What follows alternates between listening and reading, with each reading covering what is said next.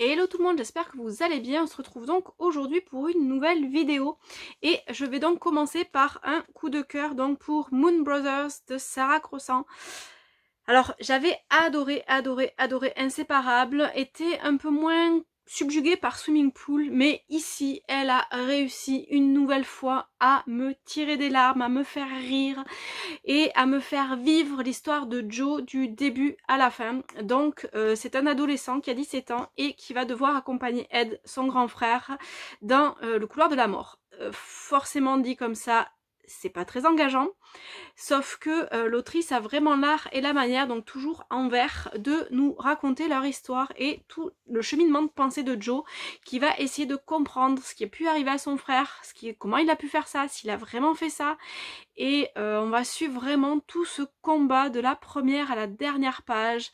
J'ai été touchée par tout ce que Joe traverse, par le côté famille qui forcément a volé en éclats au moment de la catastrophe et tout ce que l'autrice peut nous faire ressentir au travers des sentiments du jeune homme et une nouvelle fois un narrateur, donc un narrateur plutôt qu'une narratrice. J'ai trouvé ça vraiment super bien fait.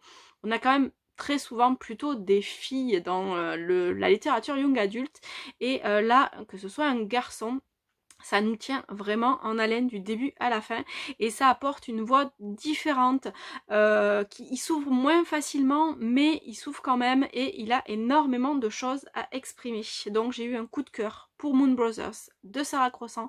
Si vous ne l'avez pas encore lu, foncez. Ensuite, donc je vais vous parler d'un thriller avec Vaste comme la nuit, je vais y arriver, de Elena Piacentini. Donc c'est l'histoire de Mathilde qui va devoir faire un saut dans son enfance, de retourner dans la maison de son enfance et essayer de comprendre ce qui a pu arriver des années auparavant. Sauf que la pauvre va devoir faire face à beaucoup de choses. On est vraiment pris par l'intrigue. On sait absolument pas ce vers quoi on se dirige et je dois dire que ce final m'a totalement scotché. J'en suis restée là, je dis mais c'est pas possible, mais comment? Et du coup on a tendance à vouloir relire le roman pour essayer de trouver les indices et au final il n'y a pas d'indices, clairement. On ne les voit pas, du moins je ne les ai pas vus. Et j'ai trouvé ça vraiment super bien fait et très addictif. Ensuite, je vais vous parler de L'aube sera grandiose de Anne-Laure Bondou. Alors, Anne-Laure Bondou, c'est un peu compliqué avec moi parce que j'ai lu déjà 2 romans que j'ai pas vraiment aimé. Donc ça a été un petit peu le roman de la dernière chance. Et là, j'ai adoré ma lecture entre passé et présent, entre l'histoire de la famille, donc de A à Z, qui pour nous expliquer ce qui se passe aujourd'hui, va devoir revenir dans le passé. Et j'ai trouvé ça vraiment super bien fait, le côté psychologique des personnages, le secret qu'ils cachent, ça m'a tenu en haleine jusqu'au bout. Je l'ai lu d'ailleurs en une soirée et j'ai trouvé ça vraiment super bien écrit. On ressent bien tous les sentiments qui les assaillent au fur et à mesure qu'ils font des découvertes et j'ai trouvé ça vraiment super bien fait. Un autre thriller avec L'ombre de la menace de Rachel Kane. Décidément aujourd'hui j'ai du mal à prononcer. Donc ça c'est pareil. Alors c'est le premier tome d'une série qui met en scène donc Gina, dont le mari a fait des choses pas très jolies. Vraiment pas.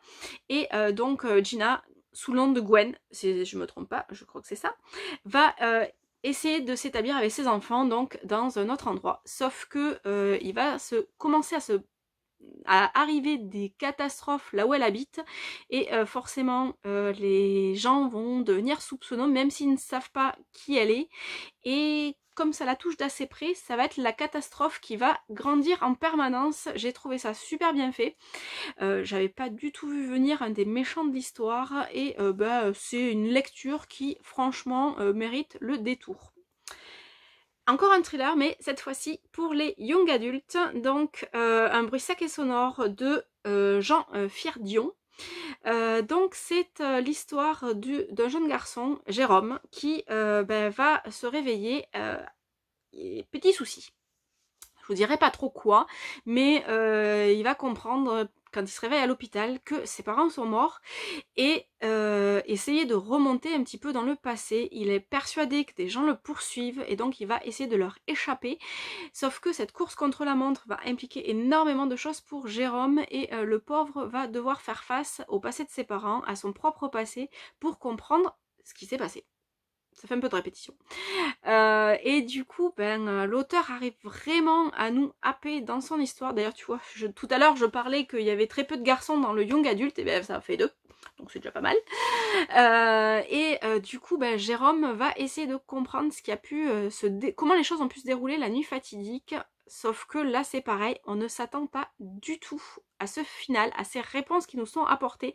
Et j'ai trouvé ça vraiment super bien fait. L'auteur nous tient en haleine jusqu'au bout. Alors, c'est quand même un roman qui est assez court parce qu'il doit faire dans les 200 et quelques pages, si je ne me rappelle bien. Ouais, 207 pages.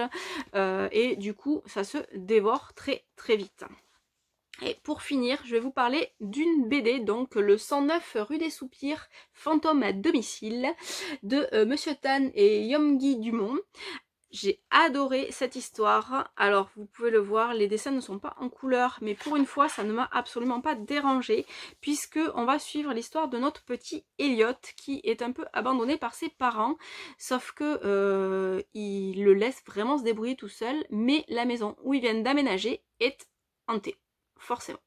Ce qui fait que notre petit Elliot va au début un petit peu flipper et puis petit à petit s'attacher à ces fantômes jusqu'au jour où débarque quelqu'un qui ne devrait pas débarquer. Donc c'est mignon, ça donne le sourire, j'ai beaucoup aimé tout le côté amitié avec les fantômes évidemment et toute l'histoire qu'ils ont à nous raconter et jusqu'à la fin on a le sourire et je suis vraiment très curieuse de retrouver tous ces personnages. Voilà pour aujourd'hui, je vous dis à très bientôt, bye bye.